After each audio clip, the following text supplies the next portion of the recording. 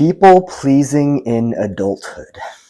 Let's talk about it. Also, because it's so fascinating, the act of people pleasing in adulthood.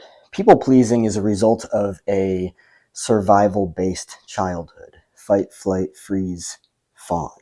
Fawning. People pleasing. So, essentially, a person that is people pleasing in adulthood brought their survival based childhood dynamic into adulthood. This has so much to do with self-worth, and it's very important to understand that, and I'm going to explore that more deeply. Let's look at the act of a parent or guardian, whoever raises the child, mirroring the child.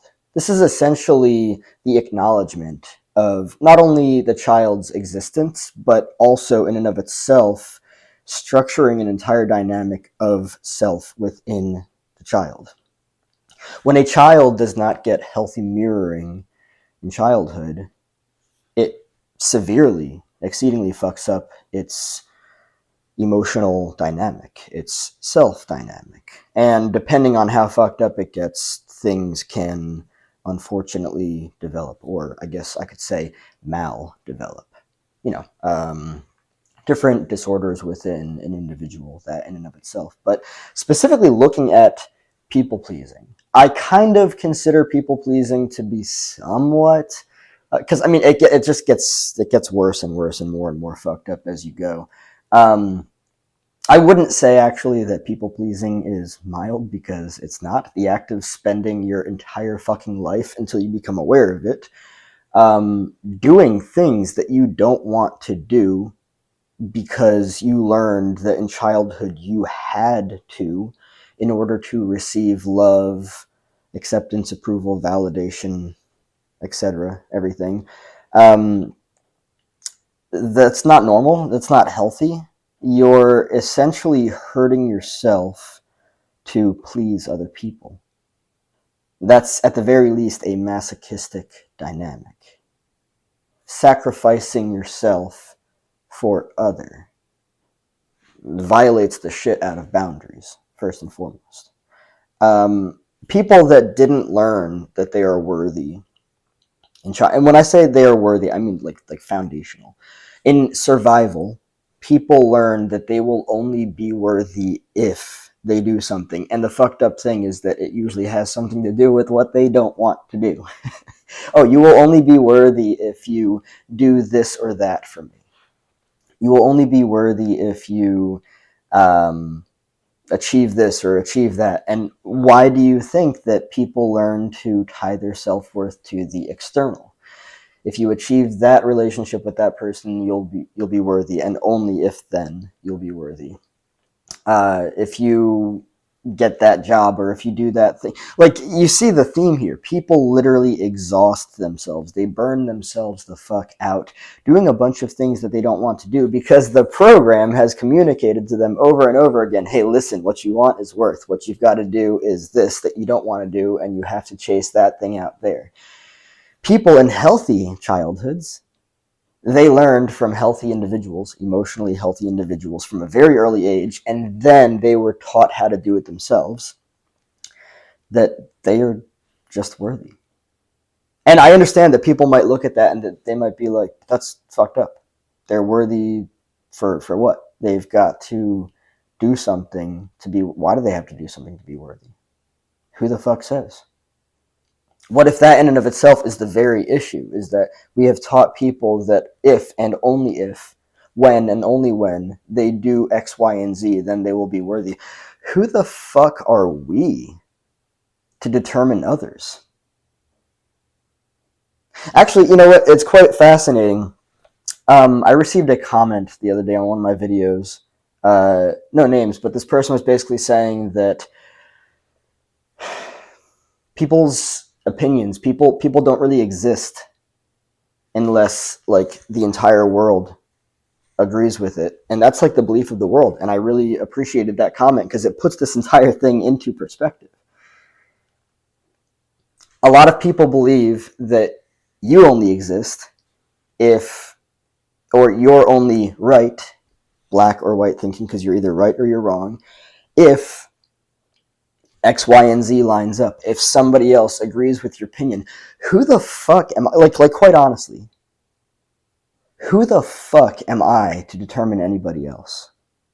That in and of itself, in my honest opinion, based on everything that I've learned, is a boundary violation.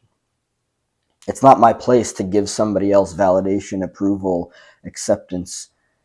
You know, I'll love somebody if I want to. If I if I like different characteristics and stuff.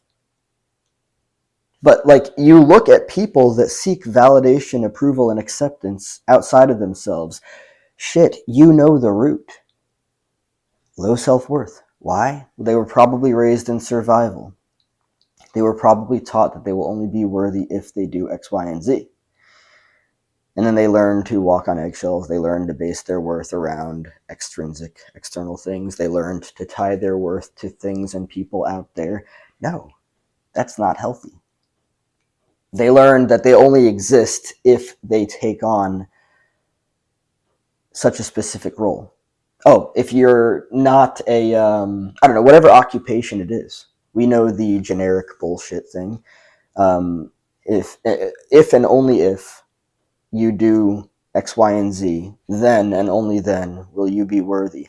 Wow, that's fucked up.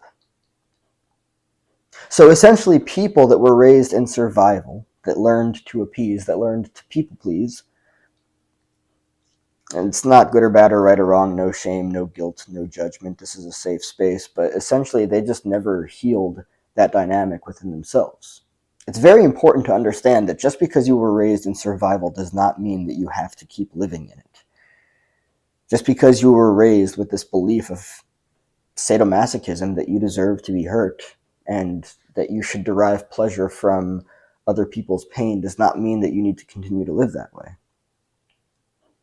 I will say that it's difficult to do the work, absolutely. It's difficult to transform your life because it means doing the opposite of what you previously learned. And there's this entire emotional dynamic that comes. And by the way, this is not me talking about anything in my own life. I'm just utilizing these as examples of what it is that I've learned, what it is that I've come to understand based on what it is that I've, done for myself and everything.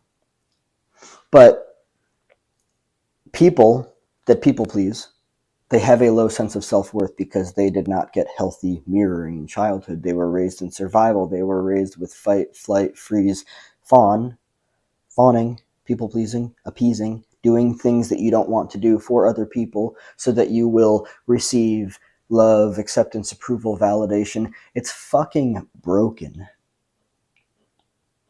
It's teaching you to allow your boundaries to be violated. Well, that's what it taught you. People pleasing. It's not your responsibility to please people. It's not your responsibility to make people happy. It's not. This entire fucked up dynamic of survival taught you that you had to allow people to violate the fucking shit out of your boundaries and to accept that as love, as relationships. I will say that it is a relationship is a relationship. Anything between self and other, or more, whatever people choose, is a relationship. But there is a clear difference between a healthy relationship and an unhealthy relationship. An unhealthy relationship is survival based. A healthy relationship is boundaried. That is the difference. And it's very important to understand this. So if you're still people pleasing in adulthood, again, safe space, no judgment, no shame, no guilt. It's not good or bad or right or wrong. It's just not healthy. Why is it not healthy? Because people that learned to people please, they learned to fawn, to appease, to do things that they didn't want to or don't want to do in their relationships with other people. Essentially, they're not being authentic because they're doing things that they don't want to do. If I were to do something that I didn't want to do, maybe because somebody else asked me to do it, and if for whatever reason I cared about their validation and approval, which I don't, it's like I am hurting myself. Why should I do that? Maybe deep down inside you believe that you do deserve to be hurt, and that's why you do it. Maybe deep down inside you believe that relationships are about self-sacrifice. And I'll say it for what it is and what I believe it is. It's fucking bullshit. Relationships that consist of self-sacrificing are unhealthy, period. That's just the way that it is. Anybody that's taught you any differently has probably trained you, conditioned you in a dynamic of people-pleasing, self-sacrificing, and ultimately deep unfulfillment. And I mean, like, you hear it everywhere out there. You hear it everywhere. Oh, self-sacrificing is so honorable. No, it's not. It's not. It's fucked up and unhealthy, and I would even argue that that's probably gaslighting. Getting you to believe that something that is exceedingly unhealthy is honorable. Nope. Oh, we sacrificed so much for you. I didn't ask you to. I didn't ask for this. Guilt tripping.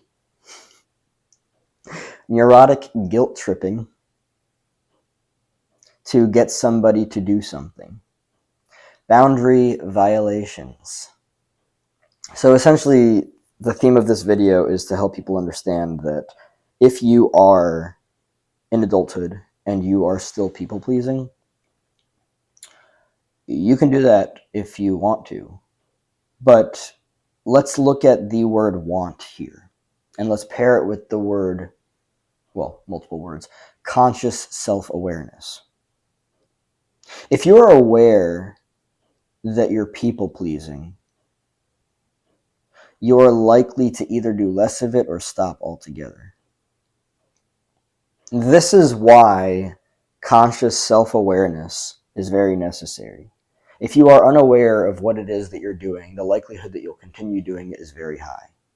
If you are instead aware of what you're doing, and it's not healthy for you, it's hurting you, it's damaging you further since the start, you're far less likely to do it. So if you are still people-pleasing because you were raised in survival in childhood,